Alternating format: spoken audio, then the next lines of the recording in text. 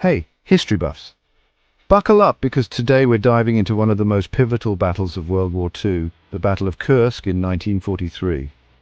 This clash didn't just turn the tide, it redefined the entire Eastern Front. Let's jump right in.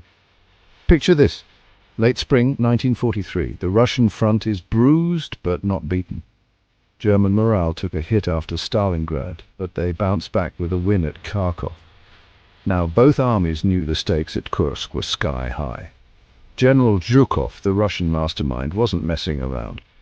He set up five defensive lines around Kursk, stretching over 150 miles. Imagine trenches, anti-tank ditches, and a mind-boggling 5,000 mines per mile.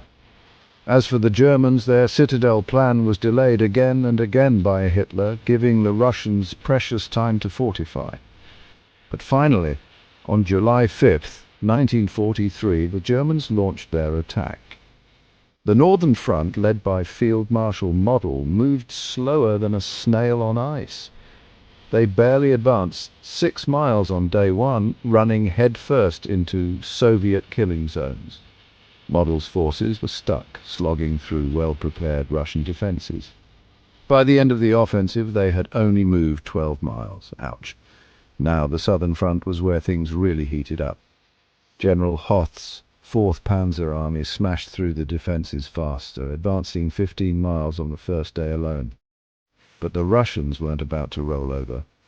Then came July 12th, the day of the epic tank clash at Prokhorovka. Over 850 Soviet tanks faced off against 300 German tanks in a chaotic, dust-filled melee. This wasn't just about firepower. Soviet tanks rammed straight into German tanks, knowing their machines could be replaced. For the Germans, every tank lost was a critical blow. After a grueling 12-hour battle, both sides were exhausted. But the Germans couldn't push forward. Hitler, spooked by the Allied invasion of Sicily, called off Citadel the very next day. What followed was a relentless Russian counter-offensive.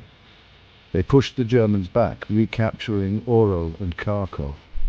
The front line moved 100 miles in Stalin's favor by the end of August. Kursk was more than just a battle, it was a turning point. The Germans were on the defensive and the Soviets had the momentum. From here on out, the Red Army pushed westward right to the doors of Hitler's bunker in Berlin. So there you have it. The Battle of Kursk, a monumental clash that changed the course of history. If you loved this deep dive, hit that like button, subscribe, and let me know in the comments what battle you want to explore next. Thanks for watching.